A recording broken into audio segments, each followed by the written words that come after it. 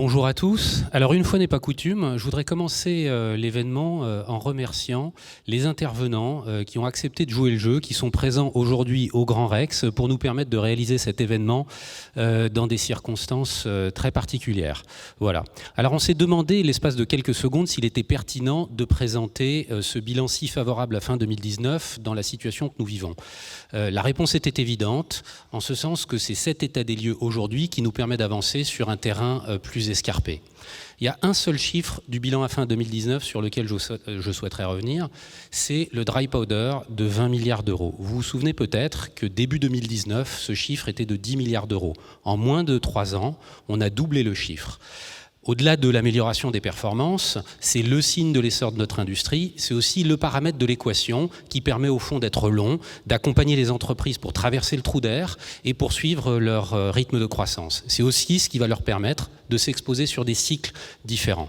Alors qu'est-ce qu'on a fait en 2020, pendant cette année digne d'un épisode de la 4e dimension? L'année n'est pas encore terminée, néanmoins on peut commencer à vous donner quelques indications de ce qui a été fait. La première chose, c'est que pour la 4e année consécutive, Nicolas l'a mentionné, on aura investi plus d'1 milliard d'euros dans une 50aine de fonds. Pendant les 2 mois de la première période de confinement, c'est 320 millions d'euros qui ont été investis dans 12 fonds. Pour faire ça, on a dû augmenter notre niveau de risque, on a assumé d'investir le même montant que ce qu'on avait prévu à des niveaux de premier closing qui étaient souvent nettement inférieurs à ce qu'on aurait souhaité dans un environnement, je dirais, plus normal. On l'a fait parce qu'on a souhaité que les fonds soient opérationnels le plus rapidement possible. Quelques exemples de fonds qu'on a accompagnés pendant cette année 2020. On a été investisseur dans le premier fonds d'Infravia Growth, qui est un acteur bien connu de l'infrastructure. On a investi dans le fonds Deep Tech d'Elaya, dans le fonds Reboost et dans le fonds Albacap, qui sont des acteurs du capital investissement régional. Voilà, ce sont quelques exemples de fonds qu'on a pu accompagner cette année. Le deuxième chiffre qui est intéressant, c'est celui des flux, parce que finalement, c'est lui qui révèle un peu la dynamique d'activité de nos fonds partenaires. Alors, le mois de décembre n'est pas terminé, c'est d'ailleurs traditionnellement un mois très actif. Néanmoins, quand on arrête les compteurs au 30 novembre, on constate qu'on est en avance sur les appels de fonds d'à peu près 5% et en retard légèrement sur les distributions de 7%. En tout cas, ce qu'on peut vous dire, c'est que c'est beaucoup mieux que ce qu'on avait imaginé en avril dernier. Quand on fait le distinguo entre l'innovation et le capital développement, la situation est un peu différente. En innovation, on est très en avance. On est en avance de 15% sur les appels de fonds. On est en avance de 25% sur les distributions. Pour le capital développement, on est un peu en retard sur les appels de fonds, de 7 à 8%, et on est en retard aussi sur les distributions de 25%. C'est d'ailleurs un signe que c'est intéressant pour un LP d'être exposé à la fois sur de l'innovation et du capital développement. Pour ce qui nous concerne chez BPI-France, c'est à peu près 50-50. S'agissant des valorisations en 2020, alors là encore, la situation aujourd'hui est clairement plus positive que ce qu'on avait imaginé en avril, où on avait tous été très prudents, on a passé un certain nombre de provisions, les valorisations avaient marqué le pas le 31 mars, elles ont de nouveau augmenté depuis le 31 mars et on va probablement atterrir à la fin de l'année à un niveau légèrement supérieur à la fin d'année 2019, qui était un point élevé en termes de valorisation, vous le savez. S'agissant maintenant des PGE, c'est un point qui est important. Il faut savoir que 50% des entreprises sous-jacentes de nos fonds partenaires ont obtenu un PGE. C'est 4 milliards d'euros. Alors pour mettre ce chiffre en perspective, 4 milliards d'euros, c'est le montant total qui a été investi par nos fonds partenaires dans des entreprises en 2019.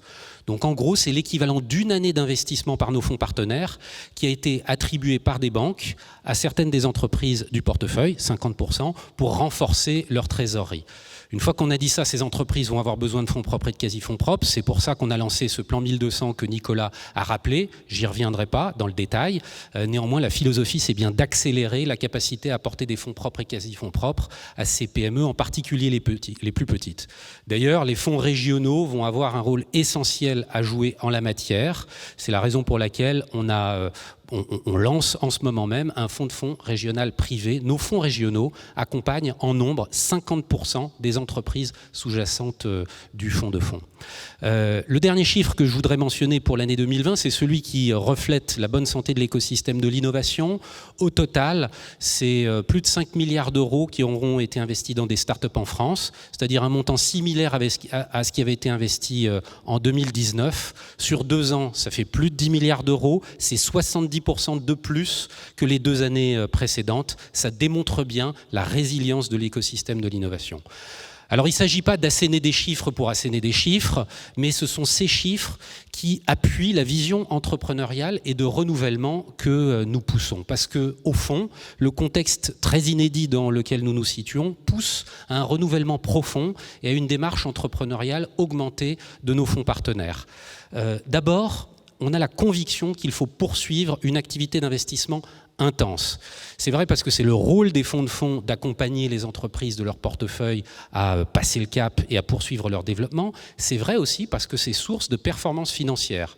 On a réalisé une étude sur la base de notre portefeuille et de plusieurs milliers de fonds en Europe et en Amérique du Nord. Cette étude démontre que les millésimes post-crise et crise surperforment les autres. Pour être encore plus précis, le TVPI moyen des millésimes post-crise et crise est de 1,9 quand il est de 1,6 pour les autres millésimes. Donc c'est aussi un ingrédient de la performance de ne pas faire du stop and go, notamment quand il y a des corrections de cycle. Alors au-delà de l'activité d'investissement, c'est le moment aussi, encore une fois, pour accélérer le renouvellement. Alors qu'est-ce que ça veut dire pour les acteurs du capital investissement ? LP comme GP, on peut donner quelques pistes. La première, c'est celle des nouveaux projets de fonds, avec des nouvelles stratégies. Nous, on les affectionne particulièrement chez BPI France parce que c'est un des vecteurs essentiels de régénération de l'industrie. C'est ce qui permet à l'industrie du capital investissement d'être sans cesse à l'avant-garde. C'est aussi ce qui permet de générer de la performance financière. Là encore, on est en train de regarder dans le rétroviseur de notre portefeuille et on s'aperçoit que les premières générations de fonds surperforment les autres et à la vérité assez nettement. Donc on pense que c'est une bonne chose d'adresser des nouvelles équipes. Ça suppose d'accepter un niveau de risque supérieur. Pour ce qui nous concerne, c'est plus d'un quart de nos investissements tous les ans. La deuxième chose, c'est le retournement. Il y a un certain nombre d'entreprises dont les fondamentaux sont très sains, qui ont été fragilisés par la crise. C'est l'opportunité pour les équipes qui ont un savoir-faire particulier en matière de situation spéciale de proposer des fonds et de faire du retournement une véritable classe d'actifs du private equity, un peu comme le growth était anecdotique il y a 5 ans et est aujourd'hui un pan entier du capital investissement. Alors l'accompagnement opérationnel, on en parle depuis plusieurs années, c'est pas nouveau, mais le contexte actuel rend encore plus urgent le fait d'achever le chemin finalement vers un accompagnement intense, systématique, intrinsèque au métier. C'est d'autant plus vrai qu'il y a un afflux de cash en ce moment sur le marché. On a parlé du dry powder, on a parlé des PGE, il y a les futurs prêts participatifs. Les fonds doivent avoir définitivement un positionnement qui va bien au-delà de celui de pourvoyeurs de capitaux. Alors il y a la deep tech. En quoi la deep tech participe au renouvellement, me direz-vous? En réalité, la deep tech est fondamentale parce que ce sont les startups à forte intensité scientifique et technologique qui vont contribuer à la transformation de l'activité des PME et des ETI traditionnelles, notamment industrielles. Il se trouve que la taille des fonds d'innovation aujourd'hui le permet. Elle a beaucoup augmenté ces dernières années. Ces fonds-là peuvent donc réaliser des investissements dans ces entreprises-là qui ont une intensité capitalistique plus forte. Le FNA a eu un rôle à jouer dans ce domaine. D'ailleurs, plus de 70% des investissements du FNA se sont portés vers des investissements de la deep tech. Une dernière piste que je voudrais évoquer, c'est celle du pont entre les épargnants et les startups et les entreprises non cotées. Ce sont souvent la chasse gardée des investisseurs professionnels et institutionnels. Nous, ce qu'on souhaiterait, là encore Nicolas l'a mentionné tout à l'heure, ce qu'on souhaiterait, c'est que les acteurs du capital investissement, les investisseurs institutionnels réfléchissent à des solutions pour multiplier les canaux entre ces deux mondes qui sont encore trop séparés. Voilà. Enfin et surtout, l'urgence climatique, ça doit devenir un réflexe systématique de tous les acteurs, LP comme GP. On lance aujourd'hui un kit climat qui est un outil finalement qui projette nos attentes vis-à-vis des GP. C'est un enjeu encore une fois qui doit se généraliser. Il y a un certain nombre de fonds de capital développement qui systématisent aujourd'hui la mesure de l'empreinte carbone à l'entrée, la mesure de l'empreinte carbone à la sortie, qui industrialisent l'accompagnement par des professionnels externes, qui vont jusqu'à impacter une quote-part de leur caride en fonction de l'atteinte d'indicateurs dans ce domaine. On trouve que c'est plutôt une bonne idée. Voilà. Donc voilà un peu ce que je voulais vous dire. Finalement, les fonds changent de posture. On n'est plus tout à fait sur la même identité. Les attentes des LP, des GP et des entreprises changent. Les uns vis-à-vis des autres. C'est Churchill qui disait finalement, il ne faut pas gâcher une occasion de changer ses habitudes. C'est la raison pour laquelle on a voulu partager avec vous la vision des intervenants d'aujourd'hui, leur vision et leur expérience.